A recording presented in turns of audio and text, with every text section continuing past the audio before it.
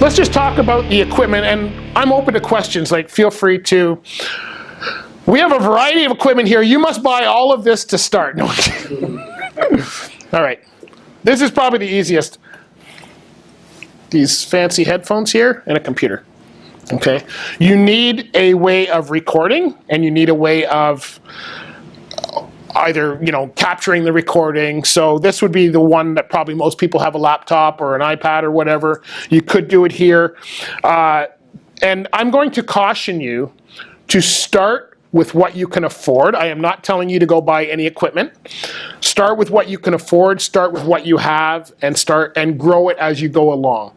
This is the result of 4 years of podcasting. Cameras, gimbals. This is not what I started with. Okay, and I actually forgot to bring it, but there's a piece here that I have which you can buy, and it plugs into a computer. It's a USB port, and you can hook up a microphone to it. Okay, so as a podcast, audio is your primary that's what you want to make sure you capture as clean as possible. You can go back to some of my old shows, and you can tell, boy, he was not. But see, I don't take my shows down, right? Like some people will go back to show 101 or first one and take it down because they didn't like the audio. Anybody not like the sound of their voice? You guys are starting. We've had some issues with our audio. Okay, so audio is one thing, but do you like the sound of your voice?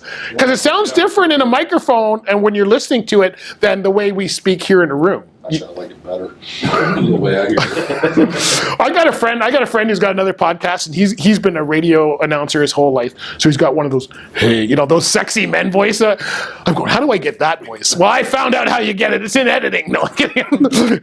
So anyway, the first thing you should, you could use this. I know people that use this. I wouldn't suggest using this, but if you've never put a podcast together before, and this is what you have at home, just try it, put it out, get your voice out. The content is the most important. After that, a microphone like this. This is what we call a dynamic microphone. Roughly $100. You can get them anywhere from $25 to $400, depending on how much you want to spend. You may have heard of condenser mics and dynamic mics. This is a dynamic. Unless your room is treated, your studio has all that stuff on the walls to make sure the sound doesn't bounce, I would stay away from condenser mics. Condenser mics are more expensive. They pick up everything, okay? And they're great for certain situations, but if your room is, like I podcast out of my room at home. I have 20-foot windows on one wall's all windows. Well, audio and windows do not mix, right? Like it just bounces everywhere. So to use a condenser, I actually had one and I took it back. And I said, can you give me one of these with a $400 condenser? So can you give me the $100 dynamic? So this is if you're going to be in one spot, maybe you're going to be in your room or your studio. As creatives, I always call it studio. I don't care if it's the room. It could be your bathroom. It's your studio, okay? Because I'm going to use just studio from now on. If you're staying in your studio, this setup was probably fine. With a USB mic, you'd be fine. Once you start traveling, now I do a lot of event coverage. I cover a lot of events, and I actually love being on location, way better than being in the studio. So this is what we call a Zoom recorder. This is about $300. The nice thing is that it's got XLR inputs, which is what this is. So this is the kind that musicians and bands use. This is the better audio, right? Then this is what we call a stereo mini jack, which is on all the equipment as well and does a good job. But once you start getting into the fancier equipment, this will give you the better audio. So maybe, and I'm not telling you guys to go do that, but depending on what you've got already. The nice thing about this is you can walk around with this. It's small enough you put in a bag. It can fit 2 microphones or 1. And I'll walk around an art fair or a truck show and I'll just do interviews with people right on. There's no camera. I take this to Barbados with me. And so when somebody wants to do an interview, I've done interviews with photographers and stuff in Barbados, and I just take this and I use my phone as my video to get some pictures or whatever, and I do everything on this. And so this is a Zoom recorder. This would be the next step from here, okay? I'm gonna skip this one I'm gonna go to this one next. Okay, so this is a mixer. And really, unless you're doing more than 2 people on an interview, you don't need this. Okay, this gets into, the reason I went from this, I had this, right? I had a desktop computer, laptop basically, and I started my show as a solo show. Just me talking. My wife would go, who the heck's he talking to? He's just talking all night long. He's talking to himself. And I was making it sound like there's 5 people in the room because I'm a cool guy. And then I started getting guests. I wasn't planning on having guests.